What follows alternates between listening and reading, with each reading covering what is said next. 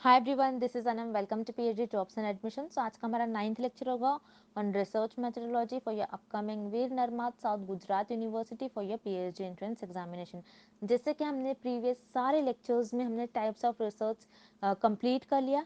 आज के सेशन से हम नेक्स्ट टॉपिक स्टार्ट करने जा रहे हैं जो कि है कैरेक्टरिस्टिक्स ऑफ रिसर्च। सो याद रखना है, इंपॉर्टेंट टॉपिक है। एग्जाम में इस टॉपिक से आपको कंपलसरी 2 क्वेश्चंस देखने मिलेंगे।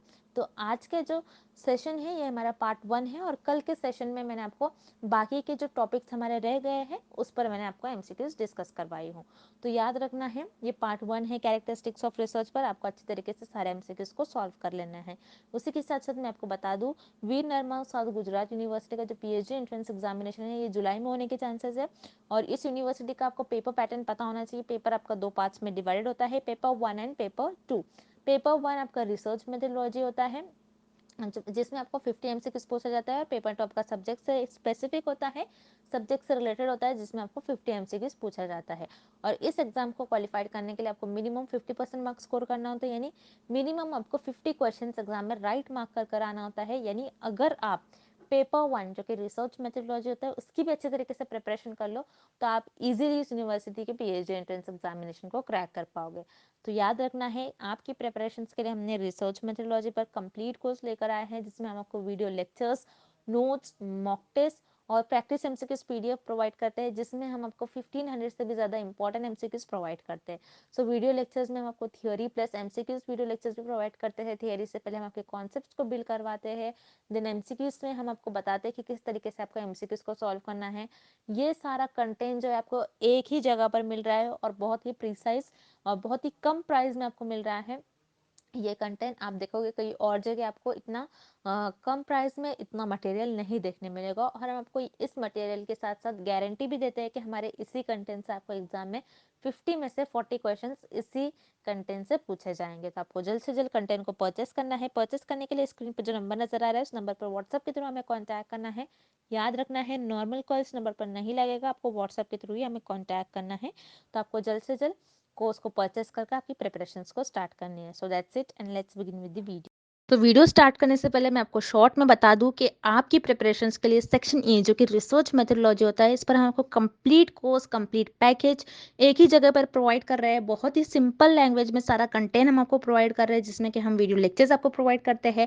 थ्योरी और एमसीक्यूज दोनों वीडियो लेक्चर्स आपको देखने मिलते हैं। थ्योरी से हम पहले आपके सारे कॉन्सेप्ट्स को क्लियर करवाते हैं, देन एमसीक्यूज वीडियो लेक्चर से हम आपको ट्रिक्स और टिप्स बताते हैं। सारे जो ट्रिक्स होते हैं, किस तरीके से आपको रूल्स फॉलो करना है, ये सारी चीज़ें हम आपको बताते हैं। देन नोट्स में हमने इंपॉर्टेंट पॉइंट को हाईलाइट कर रखा है जो आपको इंपॉर्टेंट कॉन्सेप्ट्स को याद रखने हैं।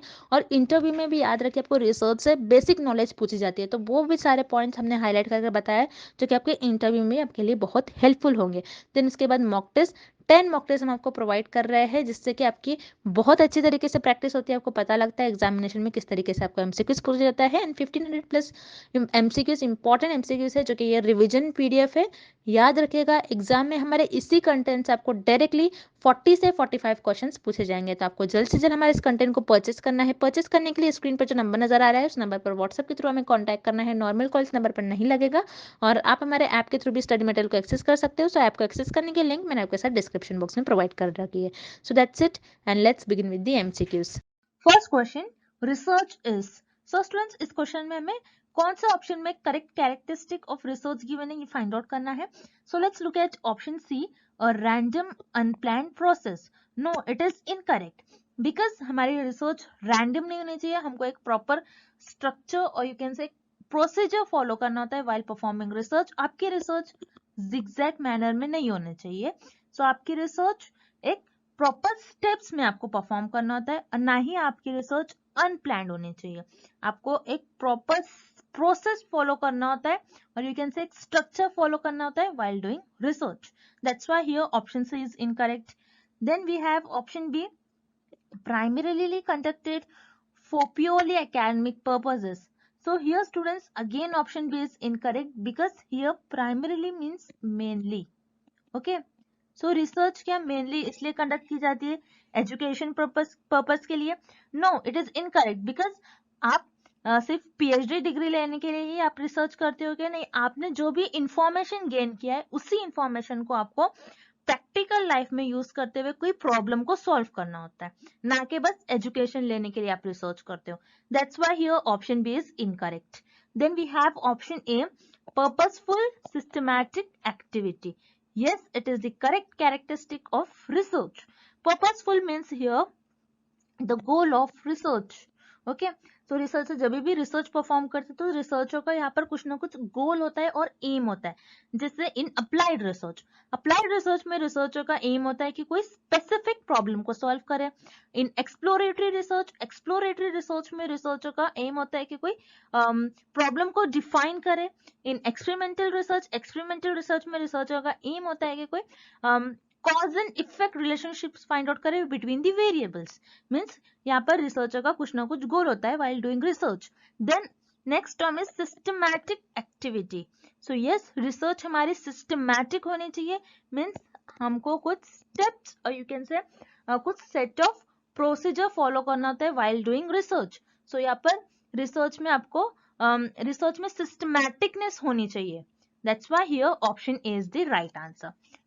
So here option A is the correct answer. Purposeful systematic activity. Okay, next question. Research is a continuous process of checking and rechecking, evaluating and analyzing and repeating the entire process over and over again. This characteristic of research is called. So students, इस question में हमें find out करना है कि कौन सी characteristic of research में researcher process को continuously repeat करते हैं, डेटा को रीचेक करते हैं, उस डेटा को एनालाइज करते हैं और इंटायर प्रोसेस को रिपीट करते हैं. Okay, so yes, this is the definition of cyclicality. Okay, so yes, the cyclicality word is made up of cycle. Okay, so yes, in cyclicality research start with a problem or end with a problem. Means cyclicality में research आपकी एक problem से start होती है और end भी एक problem पर होती है. So for example, जैसे researcher ने एक medicine develop किया again माइग्रेन. ओके, सो रिसर्चर ने ये देखा यहाँ पर कि जिन लोगों ने मेडिसिन ली सो ये माइग्रेन क्लियर हो गया, उनका हेडेक प्रॉब्लम क्लियर हो गई. देन उन्होंने रिसर्चर ने ये भी देखा कि उनका माइग्रेन तो ठीक हो गया लेकिन उनमें हेयर लॉस की प्रॉब्लम आने लगी. ओके, सो यहाँ पर माइग्रेन एक प्रॉब्लम थी और नेक्स्ट प्रॉब्लम रिसर्चर को क्या आई, हेयर लॉस. मीन्स रिसर्चर ने यहाँ पर एक प्रॉब्लम सॉल्व की विच इज माइग्रेन एंड इस प्रॉब्लम का सोल्यूशन फाइंड आउट किया एंड रिसर्चर को अनदर प्रॉब्लम आई विच इज हेयर लॉस. फिर रिसर्चर ने अगेन इस प्रोसेस को रिपीट किया. Okay, that's why it is the definition of cyclicality. Cyclicality में आप कोई प्रोसेस को अगेन एंड अगेन रिपीट करते हो. Okay, then here option B logical. Logical means आपकी रिसर्च लॉजिकल होनी चाहिए. मीन्स रिसर्च में हर चीज लॉजिक के बेसिस पर होनी चाहिए. So in research there should be research should be based on proper reasoning.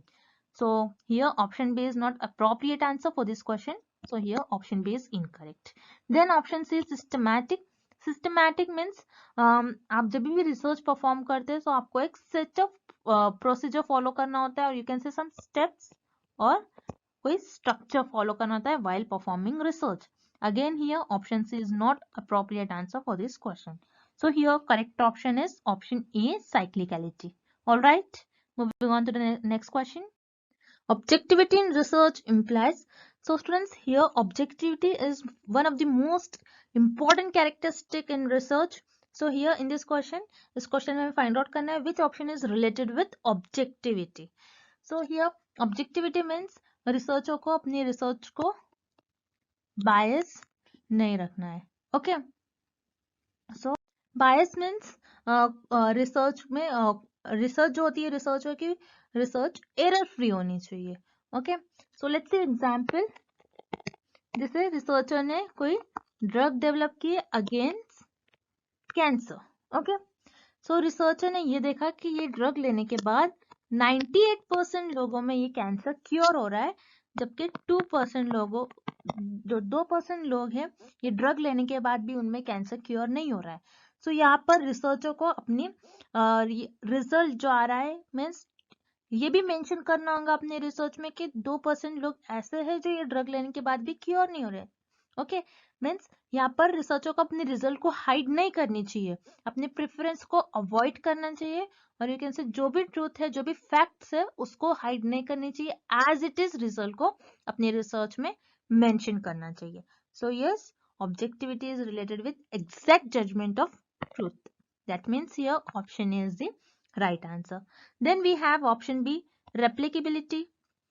So replicability means repeated. Okay, so researcher को अपनी रिसर्च और रिजल्ट को ऐसे परफॉर्म करना चाहिए कि ताकि दूसरे लोग भी इस रिसर्च को रिपीट कर सके. That is known as replicability. So yes, option B is not related with the not appropriate answer with the question. So here option B is incorrect. Then we have option C, quality of data. So again, quality of data, it is not the appropriate answer for this question. So here again option C is incorrect. So here correct option is option A, exact judgment of truth. Okay, next. Which term best describes the consistency of a measurement in research? So students, इस question में हमें find out करना है कौन सा term describe कर रहा है consistency of measurement.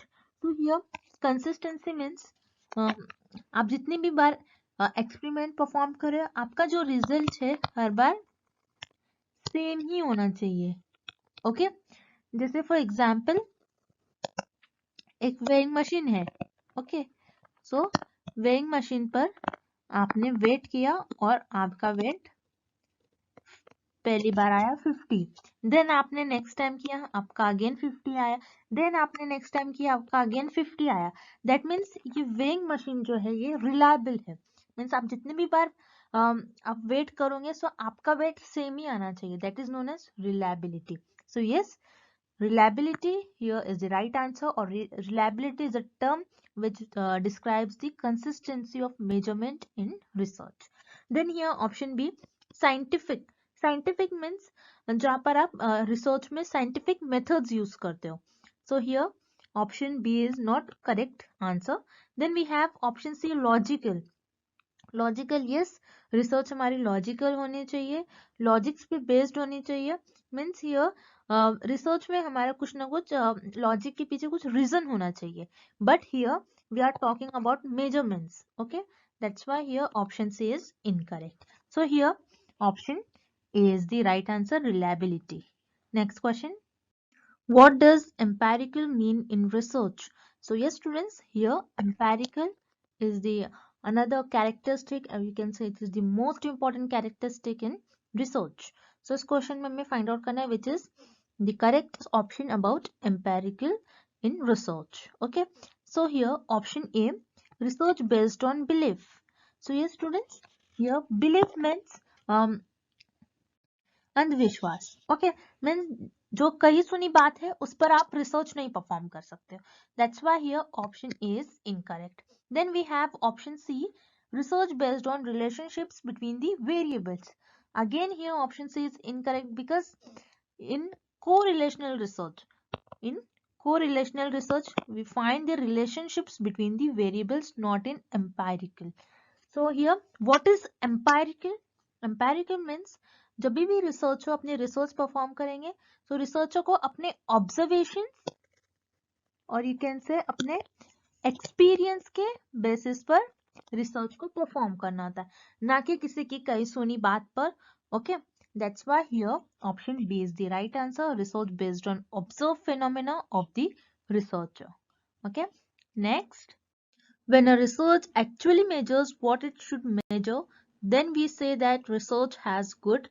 So students, इस क्वेश्चन में हमें फाइंड आउट करना है कि अगर हम कोई एक्सपेरिमेंट और रिसर्च परफॉर्म कर रहे हैं और हमारा जो आउटपुट है और यू कैन से जो मेजरमेंट है वो उसकी एक्चुअल वैल्यू के बराबर है, तो ये रिसर्च के कौन से कैरेक्टरिस्टिक से इसका रिलेशन होगा. Okay, so here let's see by taking an example. Example के थ्रू हम समझते हैं. जैसे आपका मान लो एक्चुअल वेट है 60 kgs. ओके, और आपने वेइंग मशीन में आपने वेट किया और आपका वेट आ रहा है अगेन 60 kgs. मतलब आपका जो एक्चुअल वेट है और आपने जो वेट किया मशीन में वो भी आपका 60 आ रहा है.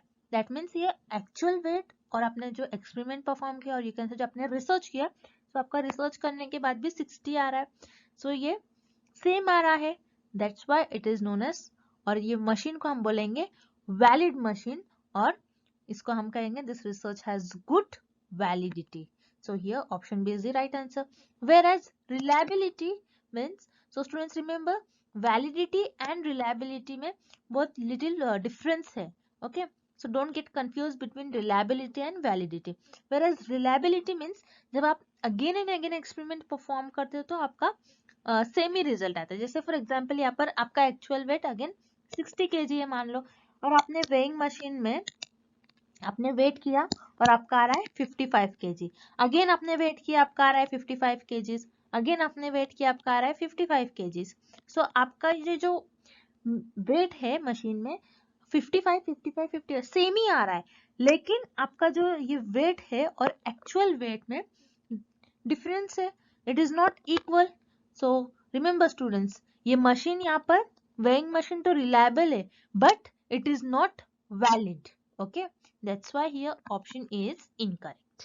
Then we have option D, correlation. As you know, correlation में हम relationships find out करते हैं between the variables. Okay, so here option D is again incorrect. So here correct option is option B, validity.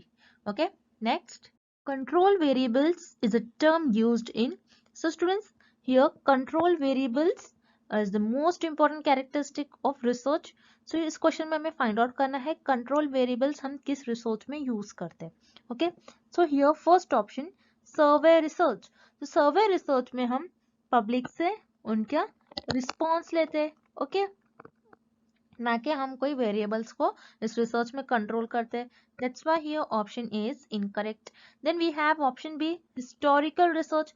Historical research में हम past events को study करते हैं, और यू कैन से कोई हिस्ट्री से रिलेटेड स्टडी करते हैं, ना कि कोई वेरिएबल्स को कंट्रोल करते हैं. That's why here option B is incorrect. Then here option D, descriptive research. So descriptive research में हम कोई फेनोमेना, इवेंट्स, और यू कैन से कोई टॉपिक को डिस्क्राइब करते हैं. ओके, ना कि कोई वेरिएबल्स को कंट्रोल करते हैं. That's why again here option D is incorrect. Then we have option C, experimental research. So yes, it is correct. Experimental research में हम relationships find करते हैं between the variables that are independent variable and dependent variable. So yes, हम independent variable का effect देखते हैं dependent variable में in experimental research. और here student, this is very important, यहाँ पर जो भी एक्स्ट्रा वेरिएबल होंगे उस एक्स्ट्रा वेरिएबल को हम यहाँ पर कंट्रोल करते हैं और उस वेरिएबल्स को कांस्टेंट रखते हैं throughout the experiment. That is known as control variables. Okay, so control variables is a term used in experimental research. So here option C is the right answer. Moving on to the next question. Replication in research. So students, here replication, it is the another characteristic in research, or you can say this is very important characteristic in research. So here replication means repetition of research study. Okay, means research study को repeat करना, that is known as replication. So here इस question में हमें find out करना है कि which option is correct about replication. So let's look at option A, gives readers enough detailed information that the research can be repeated. So यहाँ पर researcher ने जो भी रिसर्च किया है उसकी सारी इंफॉर्मेशन रिसर्चर यहाँ पे डिटेल में बताते हैं ताकि जो दूसरे रिसर्चर है उस रिसर्च को रिपीट कर सके. So yes, it is the correct about replication. Then option B, keeps researchers honest. Yes, it is also correct because यहाँ पर रिसर्चर को डिटेल इंफॉर्मेशन प्रोवाइड करना होता है जो भी रिसर्चर ने रिसर्च किया है. सो यहाँ पर रिसर्चर को रेप्लिकेशन ऑनेस्ट रखता है. That's why here option B is correct, keeps researchers honest. Then we have C, gives others confidence in research. Yes, it is also correct about replication. Means जब आपकी research replicable होती है तो other researcher आपके result को reproduce कर सकते हैं. जैसे उनको कॉन्फिडेंस आता है कि आपने जो भी काम किया है वो सही होगा. That means here all the three options are correct. So here correct option is option D, all the above. Okay, moving on to the next question. Following are the characteristics of research except. So students, इस question में हमें कौन से option में research की characteristic given नहीं है, ये फाइंड आउट करना है. सो here option is systematic. So yes, it is the characteristic of research जहां पर आपको रिसर्च में कुछ स्टेप्स, कुछ स्ट्रक्चर और यू कैन से सम प्रोसीजर फॉलो करना होता है while performing research. So here option is correct. Then option B, replicable. So yes, again replicable, it is the characteristic of research जहाँ पे रिसर्चर को अपनी रिसर्च की डिटेल इंफॉर्मेशन प्रोवाइड करनी होती है ताकि जो दूसरे रिसर्चर्स है उस रिसर्च को रिपीट कर सके. Then we have option D, scientific inquiry. So yes, again it is the characteristic of research जहाँ पर आपको scientific methods और scientific principle use करना होता है while performing research. Then here option C is subjective approach. No, it is not the characteristic of research. So subjective approach, so researcher subjective way में कैसा अपने research को perform करते हैं, अपने research को, अपने preference को आगे रखते हैं researcher, okay? और यू कैन से जो भी फैक्ट्स होते हैं, जो भी ट्रूथ होते हैं उसको हाइड कर लेते हैं और जो भी रिजल्ट होते हैं उनको एज इट इज मेंशन नहीं करते. जैसे फॉर एग्जांपल यहाँ पर रिसर्चर ने कोई ड्रग फॉर्म किया है अगेन कोई डिसीज है, ओके, एक्सपायर्ड कोई डिसीज है.